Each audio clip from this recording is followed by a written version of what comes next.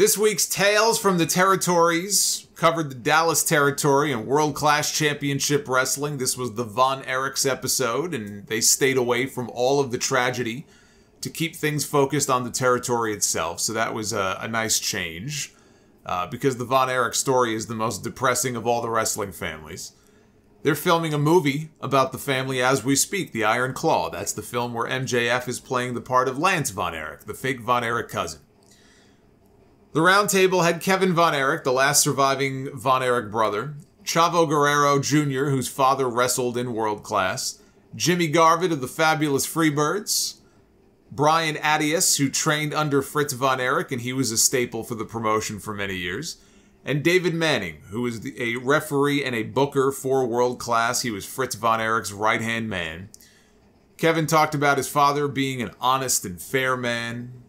Kevin has always been very complimentary of his father. You know, it's easy to say that Fritz is this or that because of so many of his sons died of drug overdoses and suicides. He must have been overbearing. He must have been a terrible father. And maybe he was. I don't know. He has always struck me, from the stories about him, as somebody who probably put a lot of pressure on his sons. You know, his sons were his meal ticket after he retired. And maybe he cared more about the Von Erichs and not enough about the Atkinsons, which is their real name, right? Atkinson was their real name, not Von Erich. Maybe he cared too much about them as wrestlers and not as much as he should have as actual human beings. But the Sportatorium in Dallas has always been, you know, associated with World Class, one of the most legendary wrestling venues. It was demolished back in 2003. Kevin had a chance to tour the building one last time. They filmed that as part of that Heroes of World Class DVD that came out many years ago. Lots of classic shows took place in that venue. Lots of classic matches. World Class Television has always been held up as being ahead of its time. They didn't really talk about this too much, but it has always been looked at as something that rivaled WWE, or was even better than WWE, for a while there on the production end. You know, they had things that a lot of other promotions didn't have at that time as far as how they shot television. Multiple cameras instead of just primarily a hard camera shot, handheld cameras, close-up shots. You know, you take world-class production, I mean, no pun intended, and combine world-class production with big matches and angles in front of these molten hot crowds, and you can see why World Class was regarded as one of the top promotions in the country. I mean, those Von Erich boys were like rock stars.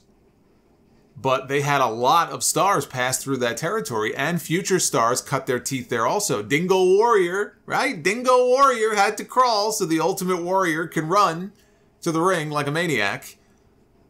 Before The Undertaker, there was Texas Red. Cactus Jack worked there. Rick Rude, King Kong Bundy back when he had hair. Believe it or not, King Kong Bundy, once upon a time, actually had a full head of hair. It sounds wrong to me, but this is true. Now, one of the stars of World Class that they talked about was Gentleman Chris Adams, who was anything but a gentleman when he would start drinking. And unfortunately for everybody around him, he was drinking most of the time. He's a great worker. I've never heard anybody say anything bad about his in-ring work. He's the man who trained Steve Austin. And he could drink beer just fine, but once he got into the hard stuff, once he got into the hard liquor, he was an absolute maniac.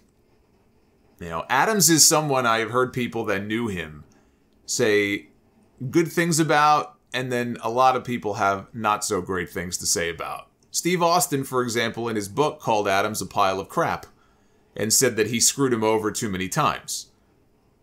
From a lot of the stories I've heard about him, the guy was an asshole. He was an absolute asshole. And the stories they told about him in the episode didn't exactly change my opinion of the guy. One story is what they called the Israel incident. World Class, for whatever reason, was super popular in Israel, of all places. The Von Erichs were huge there.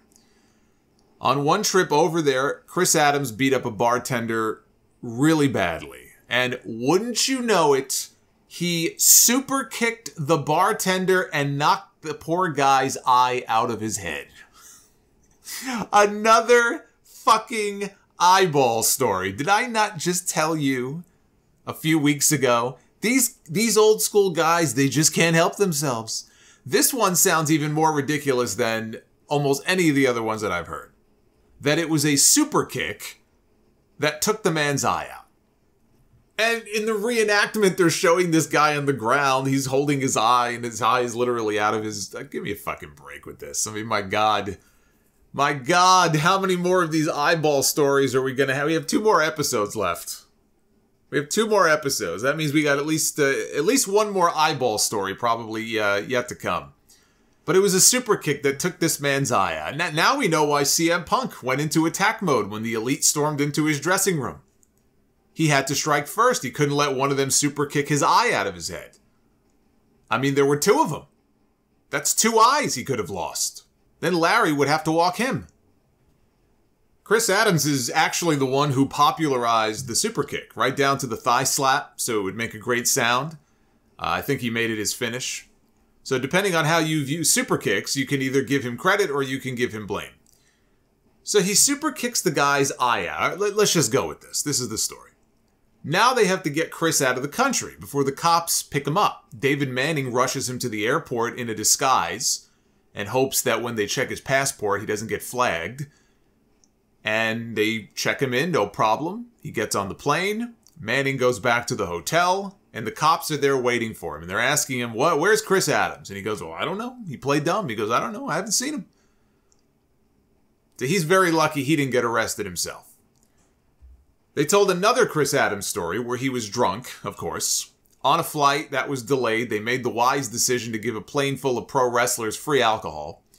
When they eventually cut him off, Adams did not take the news very well. And he ended up headbutting the pilot, or the co-pilot, and breaking his nose. He spent 3 months in federal prison for that one. And he was arrested again years later for beating his then-girlfriend. Sounds like a real swell guy. Now, before his death, Adams was... Now, they didn't get into any of this, right? They were just telling stories about Chris Adams. Let me tell you, because you might be wondering, where is Chris Adams now? Or if you are aware of the fact that he died, how did he die? Let me tell you exactly what happened. Before his death, Chris Adams was already awaiting trial on a manslaughter charge for killing his girlfriend. They had been drinking one night. They were taking drugs. I think they were taking GHB. 12 hours later, his girlfriend was dead.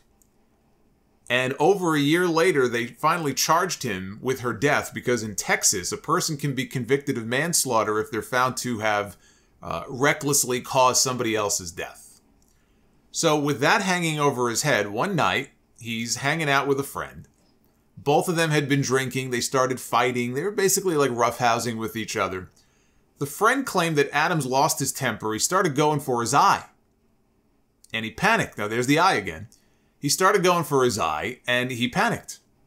And he reached over and he grabbed his handgun, and he hit Adams in the head with it. I guess maybe with the butt of the gun. Well, that didn't stop him. And so when that didn't stop him, I guess he felt threatened, and he shot Adams in the chest, and he killed him. I think the friend got off after pleading self-defense. Such was the tumultuous life of Chris Adams. I guess you live hard, you die hard. By the way, to go back to Israel for a second, when Kevin Von Erich first went there, he went by himself back in '85. He went for a couple of weeks.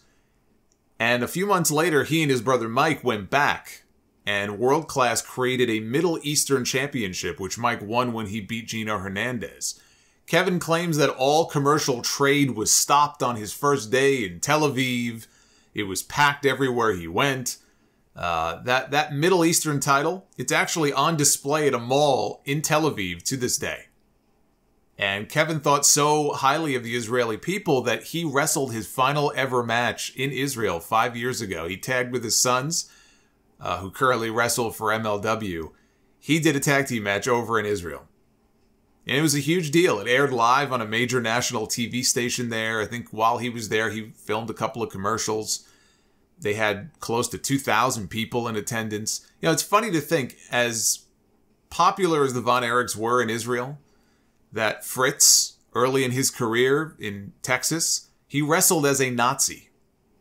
That was his gimmick. When he tagged with Waldo Von Erich, they even wore SS uniforms to the ring. I guess Fritz eventually saw the error of his ways and all was forgiven. Of course, you can't do a world-class episode and not talk about the Freebirds coming to Texas. They were babyfaces initially when they came in. It made the turn mean more when they did the angle at Christmas Star Wars back in '82. One of the most iconic angles of all time. It was Christmas Day.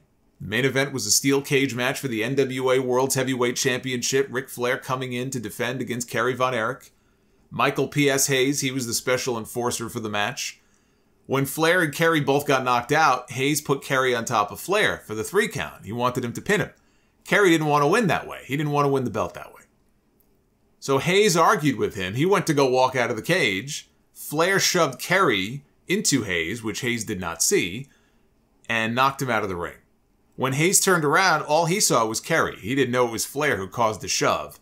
And that's when Terry Gordy on the outside slammed the cage door on Kerry's head, which ignited this whole legendary feud between the Freebirds and the Von Erichs that made that company a lot of money.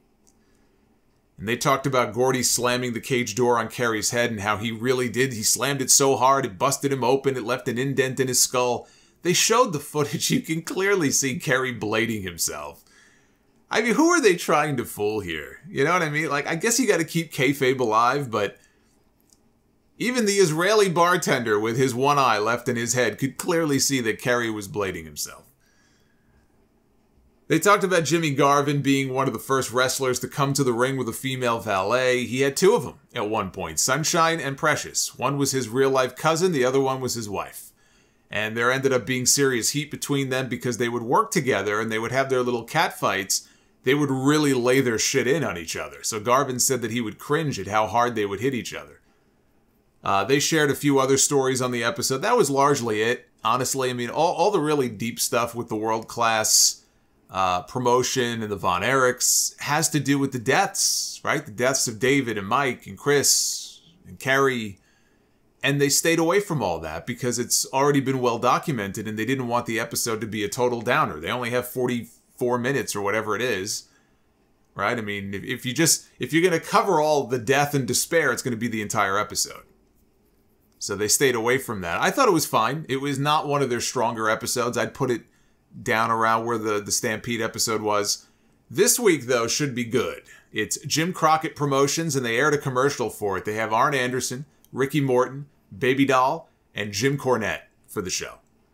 So that's going to be a good one. And then after that, it's just the Mid-South episode, and we're all done here.